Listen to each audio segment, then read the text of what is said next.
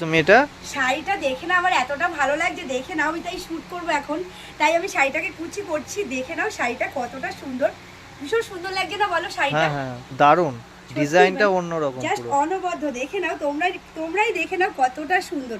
সাথে রয়েছে বর্ডারটা, জাস্ট দেখে নাও। তার সাথে আঁচলটা দেখো কতটা সুন্দর। এবং শাড়িটার মধ্যে না এমন কোনো কাজ নেই।